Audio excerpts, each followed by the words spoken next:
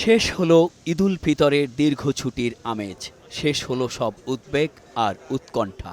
Challenge নেয়া সরকারের আইন শৃঙ্খলা বাহিনীর কঠোর অবস্থানে ৯ দিনের লম্বা ছুটিতে দেশের কোথাও থেকে বড় ধরনের কোনো দুঃসংবাদ আসেনি। রোববার থেকে পুরনো চেহারায় ফিরতে শুরু করবে দেশ, রাজধানী পেতে শুরু করবে পুরনো রূপ।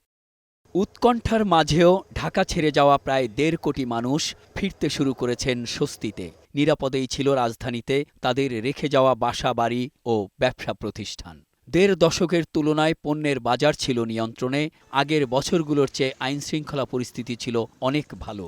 এ নিয়ে সন্তোষ প্রকাশ করেন সাধারণ মানুষ।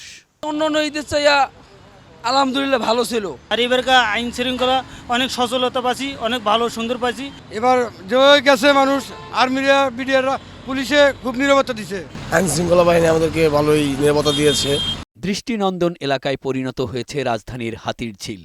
প্রতি বছর এখানে নানা ধরনের দুর্ঘটনা, নারীর প্রতি সহিংসতার খবর শোনা গেলেও এবার ছিল ব্যতিক্রম। খবর আসেনি কোনো ধরনের দুঃসংবাদের। এ বিষয়ে হাতিরঝিল থানার ভারপ্রাপ্ত কর্মকর্তা জানালেন, স্বরাষ্ট্র উপদেষ্টা, ডিএমপি কমিশনার ও তেজগাঁও বিভাগের উপপুলিশ কমিশনারের নির্দেশনা ও তদারকির কথা। আমাদের মাননীয় স্বরাষ্ট্র উপদেষ্টা মহোদয় এবং মাননীয় পুলিশ কমিশনার মহোদয় যে ইনস্ট্রাকশনগুলো দিয়েছেন আমাদেরকে, আমরা সেগুলো পরিপূর্ণভাবে এবং কৌশলগতভাবে আমরা এগুলো কাজ করেছি।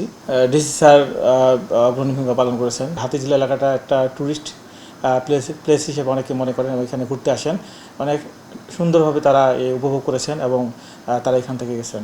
ওভারঅল আমাদের আইনশৃঙ্খলা পরিস্থিতি চমৎকার ছিল।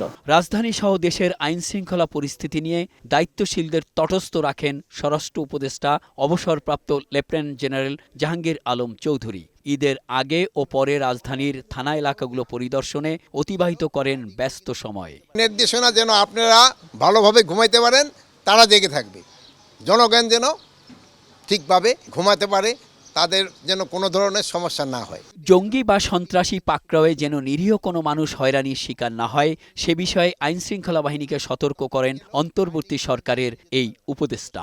কোনো ধরনের সন্ত্রাসীদের ছাড় দিব না, আর কোনো নিরীহরা যেন কোনো রকমের হয়রানির শিকার না হয়, এই ব্যবস্থা করার জন্য তাদের নির্দেশ দেওয়া হয়েছে। রমজান বা ঈদের মতোই সারা দেশের আইনশৃঙ্খলা পরিস্থিতি নিয়ন্ত্রণে রাখতে সবার সহযোগিতা কামনা করেন আইনশৃঙ্খলা বাহিনীর মতো নির্ঘুম রাত কাটানো স্বরাষ্ট্র উপদেষ্টা জাহাঙ্গীর আলম চৌধুরী।